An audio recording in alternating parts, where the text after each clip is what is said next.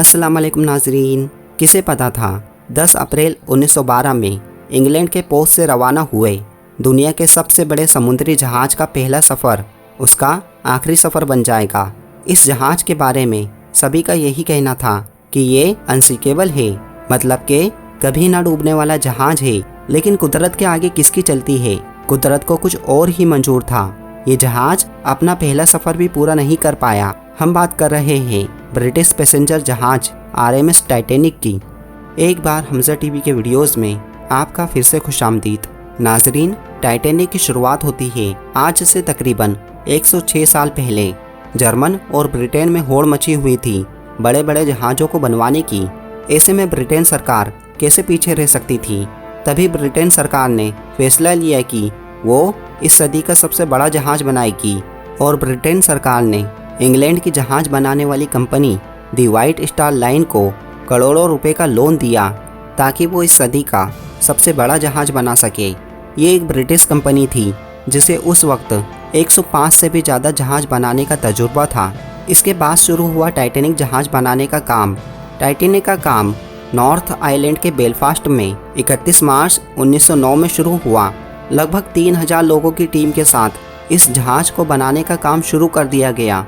ये बात जानकर आपको हैरानी होगी कि जिस वक्त टाइटैनिक को बनाया जा रहा था उस वक्त 246 लोगों को चोट लगी थी और 7 लोगों की जान चली गई थी।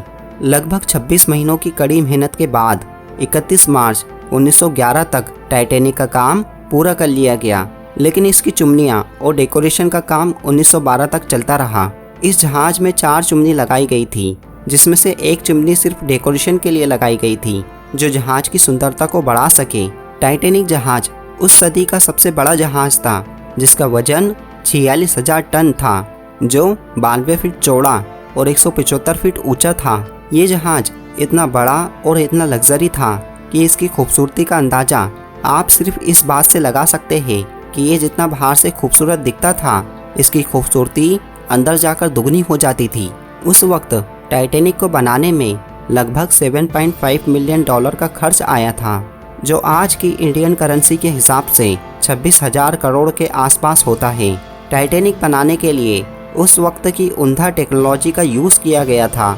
जब टाइटैनिक बनकर तैयार हुआ तो 1 अप्रैल 1912 को उसको उसके पहले टेस्ट के लिए समुद्र में उतारा गया, जहां टाइटैनिक ने 2 अप्रैल 1912 को बेलफास्ट से साउथहैम्पटन तक 150 किलोमीटर का सफ़र तय किया और शाम 7 बजे वापस बेलफास्ट पहुंचा।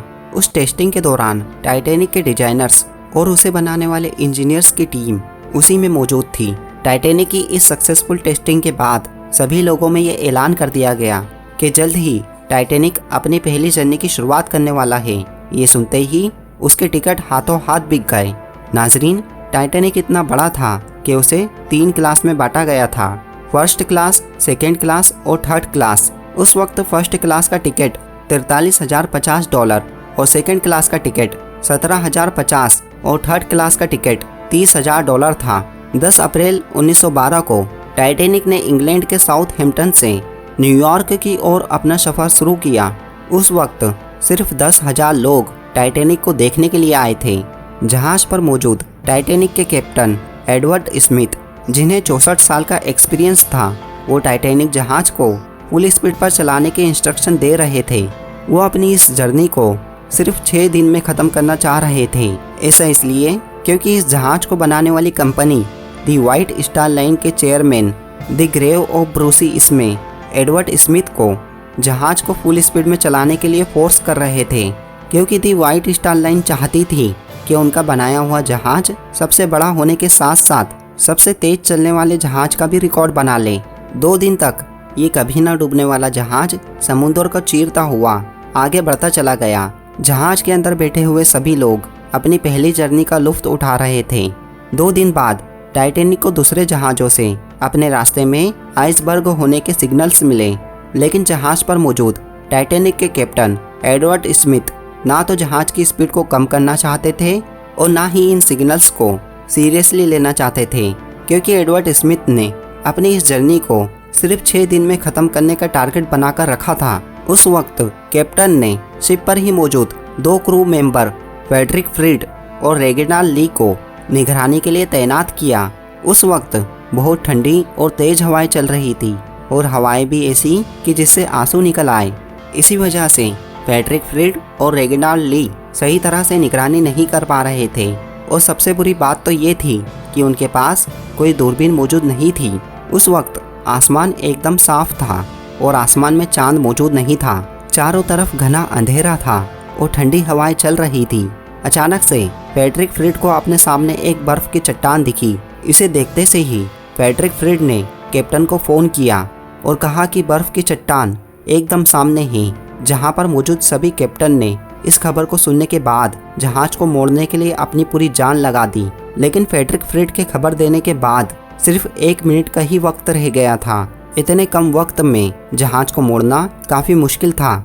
हड़बड़ी में जहाज के कैप्टन जहाज को लेफ्ट साइड मोड़ने की बजाय राइट साइड मोड़ दिया, जिससे वो आइसबर्ग से दूर जाने की बजाय और पास चला गया और आखिर में जहाज का पिछला हिस्सा बर्फ की चट्टान से जाकर टकरा गया। ये टकराव इतना जोरदार था कि 3rd क्लास में मौजूद सभी पैसेंजर्स को एक बहुत बड़ा झटका लगा।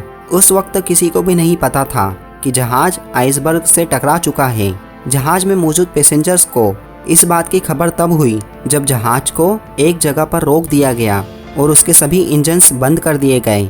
जब जहाज आइसबर्ग से टकराया था तो उसके पिछले हिस्से में मौजूद सभी कीलें बाहर निकलने लगी और पानी प्रेशर के साथ अंदर भरने लगा।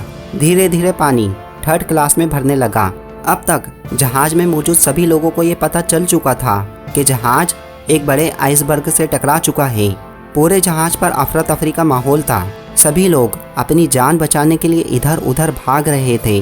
तभी जहाज पर मौजूद टाइटैनिक के डिज़ाइनर ने टाइटैनिक का पूरा डिज़ाइन बाहर निकाला और बताया कि टाइटैनिक के 3rd क्लास कंपार्टमेंट में पूरी तरह से पानी भर चुका है और धीरे धीरे ये पानी बढ़ता चला जाएगा और एक वक्त ऐसा आएगा कि कभी ना डूबने वाला ये जहाज पूरी तरह से डूब जाएगा। पूरे जहाज पर लोग अपनी जान बचाने के लिए इधर उधर भाग रहे थे। जहाज पर मौजूद एक म्यूजिशियन की टीम अपनी जान की परवाह ना करते हुए म्यूजिक बजाते रही। वो ऐसा इसलिए करते रहे ताकि लोग अपने आखिरी पलों को भी सुकून के साथ बिताएं। उस वक्त टाइटैनिक पर 20 लाइफ बोट मौजूद थी, जिसमें तकरीबन 60 से 65 पैसेंजर्स को बिठाया जा सकता था। लेकिन अफरा तफरी के माहौल में 25 पैसेंजर्स को ही लाइफ बोट में बिठाया गया। शिप का कैप्टन होने के नाते इस बात की पूरी जानकारी एडवर्ड स्मिथ को थी। लाइफ बोट में बूढ़े और बच्चों को ही बिठाया गया और कहा गया कि 1st क्लास के लोगों को ही पहले बिठाया जाएगा। जहाज का पिछला हिस्सा पानी भरने की वजह से नीचे झुकता जा रहा था और अगला हिस्सा ऊपर उठता जा रहा था।